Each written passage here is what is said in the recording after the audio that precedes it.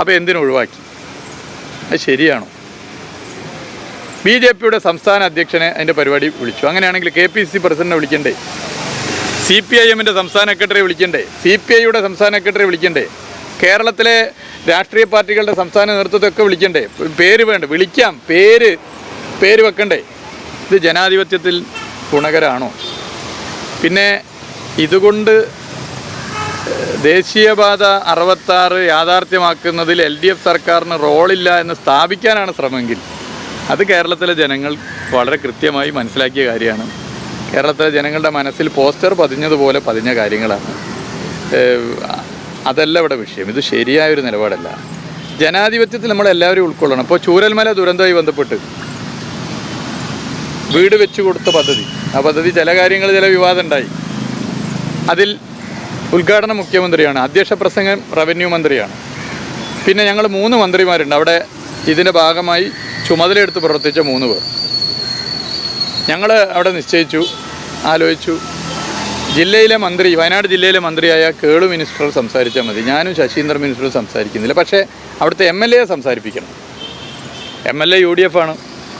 വേണമെങ്കിൽ ഞങ്ങൾക്കൊരു തീരുമാനം എടുക്കുക, 2 മന്ത്രിമാരും MLAയും സംസാരിക്കുന്നില്ല, ആർക്കൊരു ഒന്നും പറയാൻ പറ്റില്ല.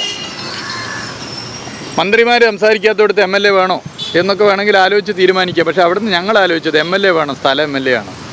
സ്ഥല MLAക്ക് ഒരു ബഹുമാനം കൊടുക്കുക, രാഷ്ട്രീയമല്ല ഇതിൽ. ഇതാണ് ഞങ്ങളെടുത്ത സമീപനം. അപ്പോൾ ഇതിലൊക്കെ അങ്ങനത്തെ സമീപനമാണ് സ്വീകരിക്കേണ്ടത്.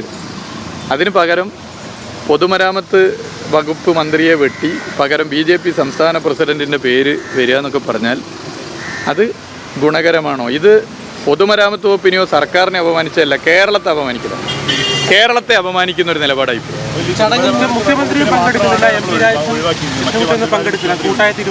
അല്ല, അത് ഞാൻ അവരോടൊന്നും ഞാൻ ഈ ഇതിനെക്കുറിച്ച് ഞാൻ സംസാരിച്ചിട്ടില്ല.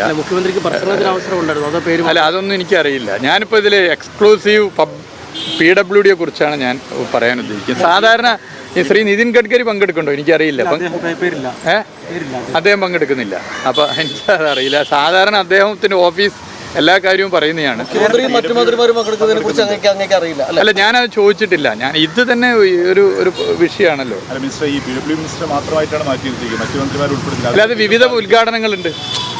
അത് റോഡിൻ്റെ ഉദ്ഘാടനം മാത്രമല്ല, മറ്റു പല പദ്ധതികളുടെ ഉദ്ഘാടനം ഉണ്ട്. അതുമായിട്ട് ബന്ധപ്പെട്ടുള്ള മന്ത്രിമാരാണ്. അപ്പോൾ നാഷണൽ ഹൈവേ 66 എന്ന് പറഞ്ഞാൽ കേരളത്തിൻ്റെ ഒരു ആശ്വാസ പദ്ധതിയല്ലേ. ലോകത്ത് എവിടെയും ജീവിക്കുന്ന മലയാളി 45 മീറ്റർ വീതി, 6 വരി, അത് യാഥാർത്ഥ്യം. അപ്പോൾ ആയോടത്തൊക്കെ നിങ്ങൾ കണ്ടില്ലേ എന്ത് വേഗത്തിൽ നമുക്ക് എത്താൻ പറ്റുന്നു, എത്ര വേഗത്തിൽ. അപ്പോൾ അതൊക്കെ എല്ലാവരും കൂടി സന്തോഷിക്കേണ്ടതല്ലേ. അതിനിപ്പോൾ ഏതെങ്കിലും ഒരാളെ മാറ്റി അല്ലെങ്കിൽ ഒരു വകുപ്പിനെ മാറ്റുകയോ ചെയ്താൽ എന്താ അതിലൊക്കെ കിട്ടുന്ന സന്തോഷം? അല്ല, അത് ജനങ്ങളാണല്ലോ. അത് ജനങ്ങൾ ഇതൊക്കെ മനസ്സിലാക്കുന്നവരാണല്ലോ. ഞാൻ ചോദിച്ച വളരെ സിമ്പിൾ ക്വസ്റ്റ്യൻ. BJP സംസ്ഥാന അധ്യക്ഷനോട് എന്തെങ്കിലും വ്യക്തിപരമായ വിരോധം ഉണ്ടായിട്ടല്ല, ഒരു സിമ്പിൾ ക്വസ്റ്റ്യനാണ്. ഇങ്ങനെ ഒരു പരിപാടിയിൽ BJP സംസ്ഥാന അധ്യക്ഷൻ്റെ പേര് വെച്ച് മാത്രം വിളിക്കുന്നത് ശരിയാണോ? സ്റ്റേറ്റ് ഗവൺമെൻറ്റിൻ്റെ നിരവധി ഉദ്ഘാടനങ്ങളുണ്ട്. ഗോവിന്ദ മാഷ്, അദ്ദേഹം MLA കൂടിയാണ്.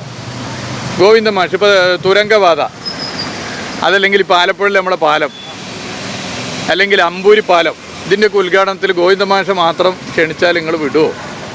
വിടാൻ പാടില്ല. നിങ്ങൾ മാധ്യമങ്ങൾ അത് ഒഴിവാക്കാൻ പാടില്ല. ശക്തമായി സംസ്ഥാന സർക്കാരിനെ വിമർശിക്കണം. അല്ലെങ്കിൽ ബിനോയ് വിശ്വത്തെയും ഗോവിന്ദ മാഷെയും മാത്രം വിളിച്ചാൽ ശരിയാണോ? അങ്ങനെ ചെയ്യുന്നുണ്ടോ? ചെയ്യുന്നില്ലല്ലോ. അങ്ങനെ ചെയ്യാൻ പാടില്ലല്ലോ.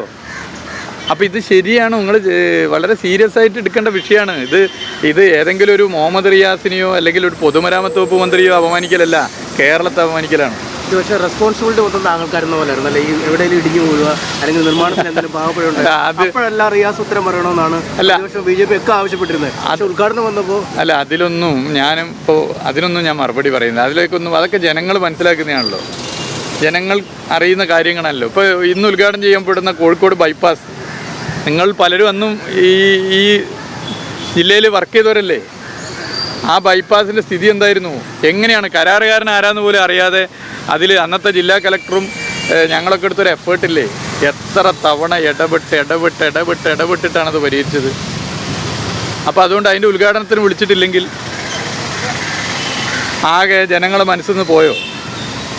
ജനങ്ങളെ മനസ്സിൽ നിന്ന് പോകുന്ന ഒരു സ്ഥിതി അതിലേക്ക് വരും. അത് ന്യായമാണോ? അതാണ് പ്രശ്നം. ജനാധിപത്യത്തിന് ഇത് ഗുണമാണോ?